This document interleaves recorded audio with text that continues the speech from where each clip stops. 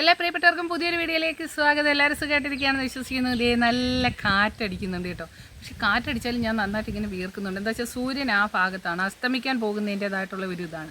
പക്ഷേ ഇതേ മരങ്ങളൊക്കെ നോക്കി നന്നായിട്ട് ഇളകുന്നുണ്ട്. പക്ഷെ കാണാൻ പറ്റുന്നതെന്ന് എനിക്ക് അറിയാൻ വയ്യ കേട്ടോ. അപ്പോൾ നമ്മൾ കഴിഞ്ഞ ദിവസം കുറേ കാര്യങ്ങളൊക്കെ പറഞ്ഞായിരുന്നു കേട്ടോ. അപ്പോൾ എന്താണെന്ന് ഇന്ന് പറയാൻ പോകുന്നത് എന്താണെന്ന് വെച്ചാൽ എന്നെ ഞാനാക്കിയത് ആര് എന്നുള്ള കാര്യമാണ് നിങ്ങളോട് ഞാൻ പറയാൻ പോകുന്നത് കേട്ടോ. അപ്പോൾ 18 വയസ്സിൽ കല്യാണം കഴിയുന്നു. ഒരു 23 വയസ്സായപ്പോഴത്തേക്ക് 2 കുട്ടികളൊക്കെ ആയി. അപ്പം അതിനുശേഷം അവരെ ഇങ്ങനെ വളർത്തുന്നു. അതിനുശേഷം ഏകദേശം ഒരു 3-4-5 കുട്ടികളൊക്കെ ആയി. അവർ ഇച്ചിരിയായി ഒരു മൊത്തത്തിലൊരു 10 വർഷത്തിനുള്ളിൽ നന്ദേട്ടൻ പുറത്തേക്ക് പോകുന്നു. അപ്പോൾ ഈ ഒരു പ്രായം എനിക്ക് ഏകദേശം 10-26 വയസ്സാണുള്ളത് കേട്ടോ. നന്ദേട്ടൻ ഗൾഫിലേക്ക് പോകുന്ന സമയത്ത് 26 വയസ്സും. ഇവിടെ പലതരത്തിലുള്ള കിളികൾ ഇരുന്ന് ചിലയ്ക്കുന്നുണ്ട് കേട്ടോ. നേരത്തെ ഒരു കറുത്ത കാക്ക അവിടെ ഇരുന്ന് കരയുന്നുണ്ടായിരുന്നു. അപ്പം അങ്ങനെ നന്ദേട്ടൻ പോകുന്നു. പിന്നെ ഞാൻ ഒരു ഒറ്റപ്പെടലിൻ്റെ ഒരു കുറേ വിഷമങ്ങളും കാര്യങ്ങളൊക്കെയാണ്. എന്താ വെച്ചാൽ കൂട്ടിന് അങ്ങനെ നമുക്ക് വേറെ ആരുമില്ല. എനിക്ക് കൂട്ടിനുണ്ടായിരുന്നത് കൂടുതലും പട്ടിക്കുട്ടന്മാരായിരുന്നു കേട്ടോ. പല തരത്തിലുള്ള പല ഇനത്തിലുള്ള പട്ടികളെ ഞാൻ വളർത്തിയിട്ടുണ്ട്. നിങ്ങൾക്ക് നേരത്തെ ബാക്കിലോട്ട് പോയി കഴിഞ്ഞാൽ എൻ്റെ കിളികളെയൊക്കെ കാണാൻ പറ്റും. അതിൻ്റെയൊക്കെ വീഡിയോ എടുത്തിട്ടുണ്ട്. പക്ഷേ ഞാൻ പട്ടികളുടെ വീഡിയോസൊന്നും അങ്ങനെ എടുത്തിട്ടില്ല.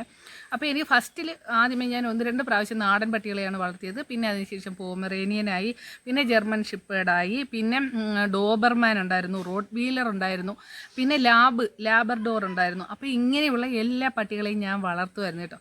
അപ്പം അവരായിരുന്നു ഈ ഒരു ബാക്കിയുള്ള 10-20 വർഷത്തെ എൻ്റെ കൂട്ടിനുള്ള ആ ഒരു ഇതെന്ന് പറഞ്ഞാൽ.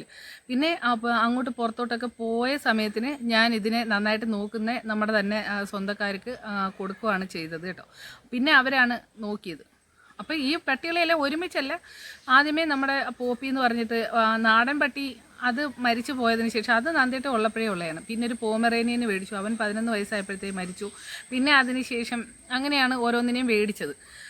അപ്പോൾ ആ പട്ടിയുള്ളതാണ് എൻ്റെ ഒരു ബലമെന്ന് പറഞ്ഞാൽ. അപ്പോൾ നമ്മൾ ഈ കൊണ്ടുവരുന്ന റബ്ബർ ഷീറ്റൊക്കെ എന്ന് പറഞ്ഞാൽ പുകയ്ക്കാനായിട്ട് അന്ന് പിന്നെ ഇച്ചിരി ബാക്കിലോട്ടൊക്കെ വരണം. ആ സമയത്ത് ഞാൻ അവിടെ നിന്ന് ഷീറ്റ് പുകയ്ക്കുന്ന സമയത്ത് രാത്രിയൊക്കെ വന്ന് വിറകൊക്കെ ഇട്ട് കൊടുക്കണമല്ലോ. അതിൻ്റെ അടുത്ത് ആ പുകയ്ക്കുന്ന ആ പുരയുടെ അപ്പുറത്ത് പോപ്പരയെന്ന് പറയും, അതിൻ്റെ അപ്പുറത്തോട്ട് ഈ പട്ടിയായിരുന്നു എൻ്റെ കൂട്ട്.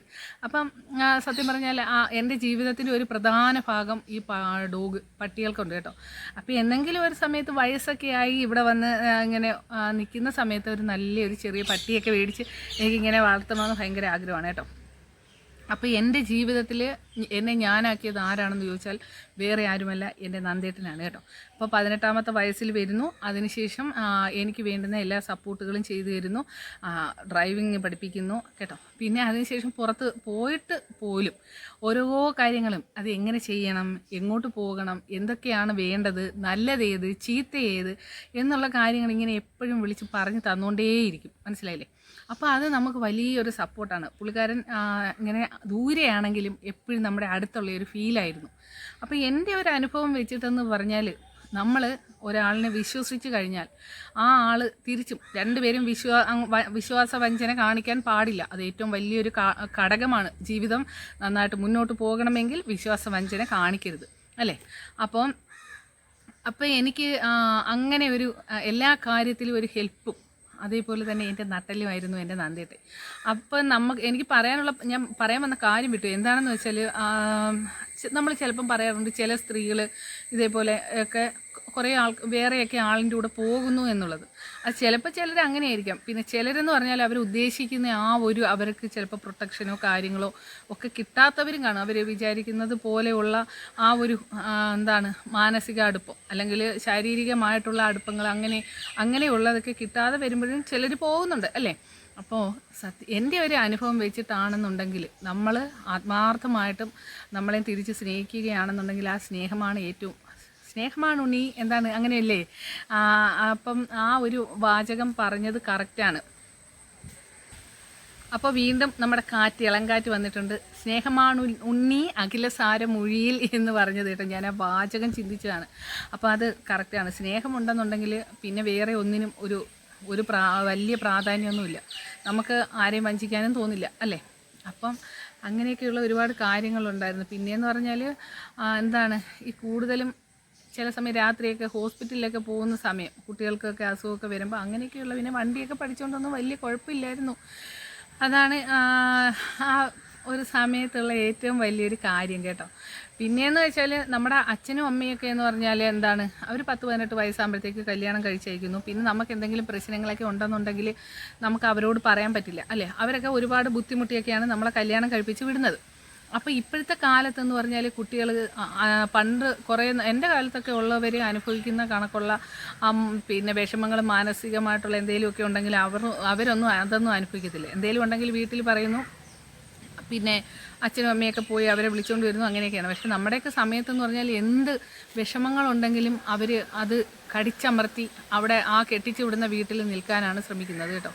അപ്പോൾ ഇപ്പോഴത്തെ കാലത്തെന്ന് പറഞ്ഞാൽ നമുക്ക് അങ്ങനെ കുട്ടികളെ നിർത്താനും പറ്റില്ല. എന്തുകൊണ്ടാണ് നമ്മൾ കണ്ടിട്ടില്ലേ വിസ്മയുടെ കാര്യം, അതേപോലെ ഒരുപാട് കുട്ടികളെ എന്തെല്ലാം കാര്യങ്ങൾ അനുഭവിച്ചിട്ട് കുട്ടികളെ നഷ്ടപ്പെടുന്നുണ്ട്. അപ്പോൾ അങ്ങനെ ഒരു ഇത് വരുമ്പോൾ നമുക്ക് ഒന്നും ചെയ്യാൻ പറ്റില്ല.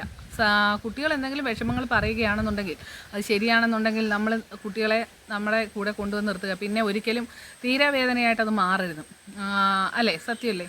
അപ്പം അങ്ങനെ അത് നോക്കി എന്താണെന്ന് വെച്ചാൽ ചെയ്യുക. അപ്പം ഇന്നത്തെ എനിക്ക് കവിത ഭയങ്കര ഇഷ്ടമാണ്.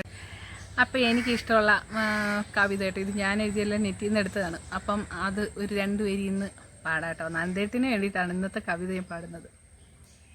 നിന്നോളം പാടുന്ന പൂങ്കുയിലുണ്ടോ, നിന്നോളമഴകുള്ള സ്വപ്നമുണ്ടോ, നിന്നോളം നിറമുള്ള പൂക്കളുണ്ടോ, നിൻ കണ്ണോളം തെളിയുന്ന പുഴകളുണ്ടോ, നിന്നോളം നിറമുള്ള പൂക്കളുണ്ടോ, നിൻ കണ്ണോളം തെളിയുന്ന പുഴകളുണ്ടോ, നിന്നോളം പാടുന്ന പൂങ്കുയിലുണ്ടോ, നിന്നോളമഴകുള്ള സ്വപ്നമുണ്ടോ. അത് സത്യം പറഞ്ഞാൽ ആ കവിതയായിട്ട് ഒരു ബന്ധപ്പെട്ടത് എൻ്റെ ജീവിതത്തിലുണ്ട് കേട്ടോ. അപ്പം നിന്നോളം അഴകുള്ള സ്വപ്നമുണ്ടോ, ഉണ്ടോ, ഇല്ല. അപ്പം അതാണ് ഇന്ന് ഞാൻ പറയാൻ ഉദ്ദേശിക്കുന്നത്. അപ്പോൾ എന്താണെന്ന് വെച്ചാൽ നമ്മൾ വിശ്വസ്തരായിരിക്കുക അല്ലേ, നമ്മളെ സ്നേഹിക്കുന്നവരെ തിരിച്ച് അതുപോലെ സ്നേഹിക്കുക, ആരെയും ചതിക്കാതെയും വഞ്ചിക്കാതെയും ഇരിക്കുക, നമ്മൾ പ്രസവിച്ച നമ്മുടെ മക്കളെ നന്നായിട്ട് വളർത്തി അവർക്കൊരു ഭാവി ഉണ്ടാക്കാൻ നോക്കുക. അപ്പോൾ ഇതൊക്കെയാണ് നമ്മുടെ ജീവിതത്തിൽ ഈ വളരെ ചെറിയൊരു ജീവിതത്തിൽ നമുക്ക് ചെയ്യാൻ കഴിയുന്ന ഏറ്റവും വലിയ കാര്യം അല്ലേ. അപ്പോൾ ഇത്രയൊക്കെ കാര്യം പറഞ്ഞുകൊണ്ട് ഇന്നത്തെ വീഡിയോ ഇവിടെ അവസാനിക്കുന്നു. എല്ലാവർക്കും ഇഷ്ടപ്പെടുകയാണെന്നുണ്ടെങ്കിൽ നിങ്ങൾ അതിൻ്റെ കമൻറ്റ് പറയണം. അതുപോലെ തന്നെ ഇതിങ്ങനെ പെട്ടെന്ന് പറയുന്നത് കൊണ്ട് അല്ലേ ചില തെറ്റുകളൊക്കെ വന്നിരിക്കാം. അപ്പോൾ അങ്ങനെയൊക്കെ ഉണ്ടെന്നുണ്ടെങ്കിൽ നിങ്ങൾ ക്ഷമിക്കുക കേട്ടോ. അപ്പം അടുത്ത ദിവസം വേറെ ഒരു വീഡിയോ ഒക്കെ ആയിട്ട് വരാം കേട്ടോ. അപ്പം ടാറ്റാ.